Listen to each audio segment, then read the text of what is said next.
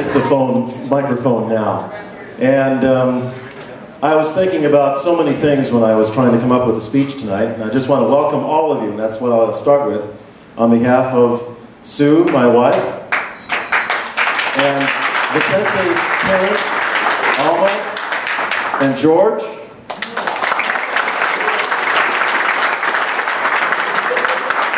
and I thank every one of you for being here tonight and sharing this tremendous evening with us.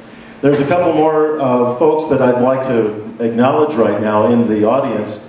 The godparents for Samantha, they brought up the gifts today at Mass. And there's Daniel Harrigan, he's sitting over there somewhere, I believe. There he is. And I would hope that he could heckle me a little bit, or he grabbed me on the dance floor a little while ago.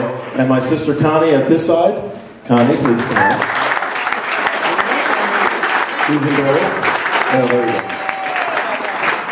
And also, we have a very special grandfather in the house. Ricardo, would you please stand? Is he here? Where he is? Ricardo.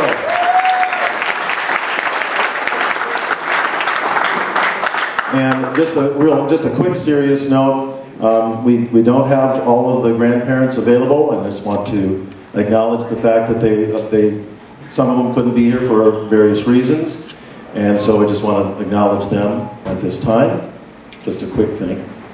And then it's my turn to talk a little bit about Samantha and Vince, or Vicente. I'm having a hard time. I've called him Vince for so long, and now all day long it's Vicente, so, you know. But I got to tell you, again, I was thinking about this speech, and I think I had, no, that's a fries receipt. And here it is. But guess what? I'm going to throw it out. We're not going to use that. And I'll tell you the reason why. I had a lot of things on there, but as they started this program off with the dancing and everything else, it reminded me of the Academy Awards and Billy Crystal. I mean, we couldn't have anything better than that. I really enjoyed that. And then we had laughter, we had crying, we had all kinds of things before I got up here. So people were wondering whether or not I would have a problem with it, and if I'd get tired, or rather, well, tired would be a thing. But maybe, cry up here. And no, it's not going to happen, I'm sure of that. Let's go into Samantha's life a little quick. I thought about it, and I couldn't come up with anything definitive from Samantha. I think probably one of the things that I remember most about her, being the second child born, is that she learned from Sarah what not to do.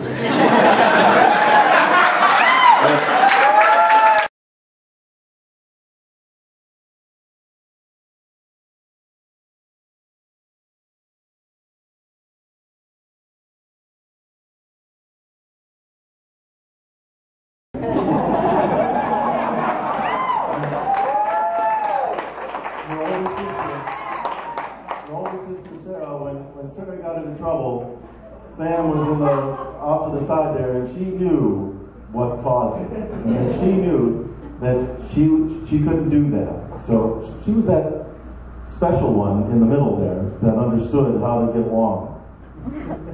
And something else about her is that she has only had a few jobs in her lifetime. Her first job was at Baskin-Robbins in Lake Havasu.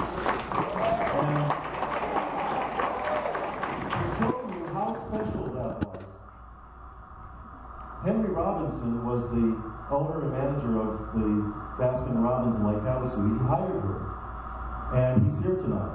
And he's over there at the table with me.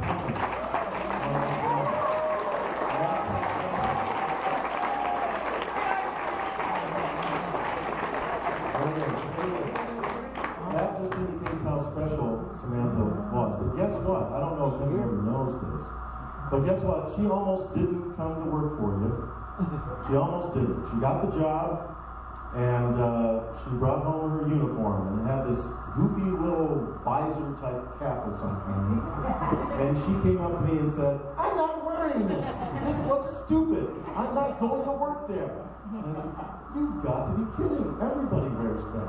"No, I don't care. I think I look stupid with it on. I'm not going to work there." I pulled out some some wisdom from my dad at that point. And I said to her, "Dear, has anybody ever worn that stupid little hat before?" And she said, "Yeah."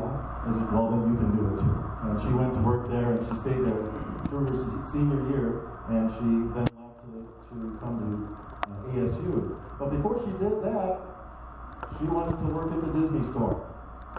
And my little bit of wisdom for her was, well, when you go to the Disney store, you just walk in there, and you say, "That's where I'm going to work. I'm going to work here. You're hiring me.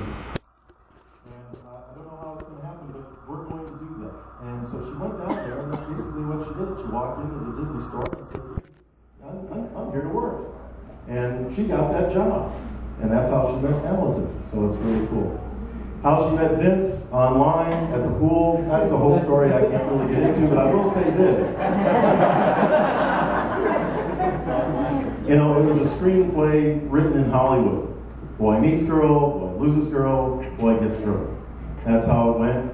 And when he came to me to ask for her hand, I was thinking of a movie script. And it got back to me, and I was thinking of the Jimmy Stewart movie, Shenandoah. And, you know, Jimmy Stewart sitting in the parlor, and here comes Doug McClure. He wants to ask for his daughter's hand, and he says, he's jumping up and down and everything else. He says, "I want to ask for your daughter's hand." He says, "Why?" And she says, because I love her." He says, "That's not good enough. I want to know if you like her." He says, "I love your daughter." He says, "I want to know if you like her, not if you like her." And he says, "I do," and then it goes on. It's part of the thing that we saw at the Mass today, in the second reading. That's what love is all about. Not just, love is like as well. You have to really like the person, and then you can love them. And that's what's turned out at this marriage ceremony today. And so, I'd like us to raise our glasses again and to make a toast to very many years of happiness to both of you. That all things go for you the way you like them to. And we love you both. Yeah. Salute.